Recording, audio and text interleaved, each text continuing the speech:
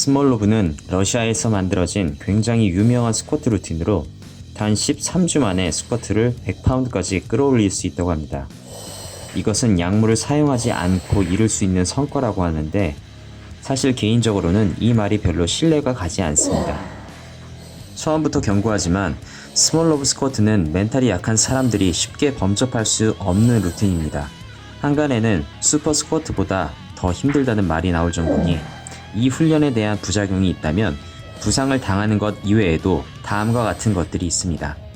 첫 번째, 그 재미있던 스쿼트가 즐겁지가 않게 될 것입니다. 두 번째, 스쿼트가 싫어지다 못해 두려워지게 될 것입니다.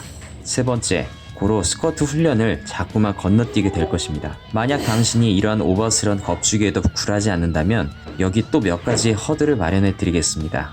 당신이 이 5가지 조건에 해당된다면 스몰로브는 시기상조이니 5×5 훈련이나 계속 하시면 되겠습니다.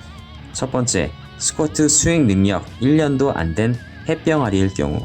두 번째, 스쿼트로 몸무게의 1.5배에서 2배 정도의 무게를 다루지 못할 경우. 세 번째, 힘은 좋아도 스쿼트 기술이나 자세가 허접한 경우. 네 번째, 겁쟁이인 경우. 다섯 번째, 스쿼트가 원래 싫은 경우. 스몰로브 스쿼트를 통해 얼마나 많은 성과를 얻을 수 있을지는 기본적으로 수행자의 몸무게에 달려 있습니다. 한마디로 몸무게가 많은 큰 사람이 몸무게가 적게 나가는 작은 사람보다는 스몰로브 스쿼트를 통해 더 많은 힘을 늘릴 수 있다는 이야기입니다. 저는 몸이 작기 때문에 과거 스몰로브를 통해 얻게 된 중량치가 사실 그렇게 크지는 못합니다. 단 5kg 정도의 1RM 상승 효과를 본 정도였습니다. 다시 한번 말씀드리자면 스몰로브 스쿼트는 굉장히 터프한 과정을 거칩니다.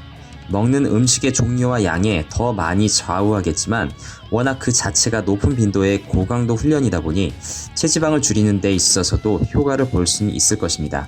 그렇다고 힘들게 스쿼트를 한 뒤 체지방 제거 효과에 맞들리다 보면 더 중요한 스트렝스 향상 부분을 포기하게 되므로 웬만하면 가리지 않고 잘 먹어주는 것이 좋겠습니다.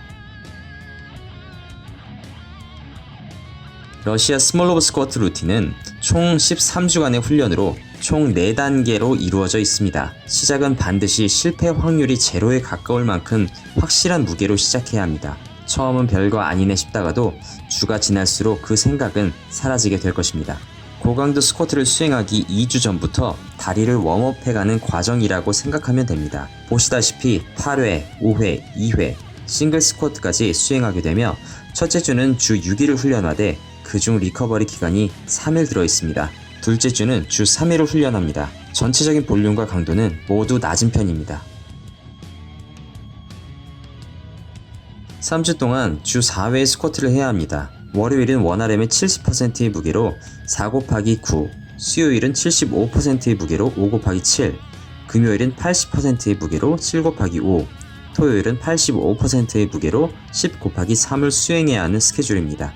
더욱 끔찍한 건 차주엔 20파운드를 올려 수행하고 차차주엔 10파운드를 또 증량하여 주 4회 빈도로 스쿼트 루틴을 수행해야 한다는 것입니다. 다행히 4주째에는 1RM 테스트만 진행하면 되는데 너무 필요하면 며칠 쉬었다가 도전해도 좋습니다. 과연 일반인들이 저 스케줄을 소화하기 가능할지가 궁금해지기까지 합니다. 또 한 번의 폭풍이 도래하기 전에 즐길 수 있는 2주로 구성된 디로드 기간으로서 당신의 신체적, 정신적 휴식을 누릴 수 있는 기회를 줍니다. 베이스 메저 사이클을 통해 새로운 PR을 달성하면 그것을 기준으로 네거티브 스쿼트, 파워 클린, 박스 스쿼트로 구성된 루틴을 부담 없이 수행해주면 됩니다. 얼핏 보면 주 3회 하는 훈련이기에 해볼만하다 생각할 수 있겠으나 실제로 가장 많은 사람들이 스몰로브에서 힘들다고 말하는 사이클이 아닌가 싶습니다. 4주간의 훈련 중 44%가 1RM의 80일에서 90%에 달하는 고강도로 진행되기에 회복력이 따라줄지가 의문입니다. 루틴을 구성할 때 숫자야 그냥 써내려가면 그만이지만 그걸 몸소 실행하려면 아주 죽어나게 되는 겁니다. 5번째 주에는 또 한 번의 1RM 시도를 하게 됩니다. 이거 인자약으로서 할 만한 훈련은 아닌 것 같습니다.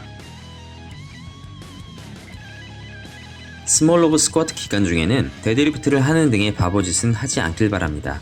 계획을 그렇게 짰더라도 막상 닥치면 하고 싶은 생각이 들진 않을 것입니다. 이외 다른 훈련도 너무 빡세게 진행하여 스몰로브 훈련에 영향을 끼치는 일은 없도록 해야 합니다. 스몰로브 프로그램을 데드리프트에 적용시키는 건 역시 좋은 생각이 아닙니다. 근신경계의 피로가 더 심한 데드리프트에 이런 빡센 루틴은 오히려 해가 될 가능성이 큽니다. 역시나 인자 강인 경우엔 예외라고 할 수 있습니다. 시작부터 자신의 원RM을 솔직하게 기록하면 후회하게 될 것입니다. 저와 같이 인자약이면 실패와 더불어 포기가 빨라 오히려 다행일지 몰라도 끈기와 체력이 좀 된다 싶다면 정말 사서 고생을 하게 되는 것입니다. 물론 완벽히 프로그램을 소화한다면 다행이지만 분명 악바리 정신만으로 성공시키기엔 한계가 보이기 마련입니다. 따라서 스몰로브를 시작할 때 무게는 실제 원RM 대비 약 10%가량 더 적은 무게로 소심하게 시작하는 것이 좋습니다. 도박에 비유하자면 큰 베팅을 통해 다 잃을 바에야 차라리 작게 베팅하여 승률을 높이라는 의미로 받아들이시면 되겠습니다. 자신의 회복력에 맞게 주 훈련 빈도를 줄일 필요가 있습니다. 훈련 빈도의 조정 없이는 실패할 확률이 매우 높습니다.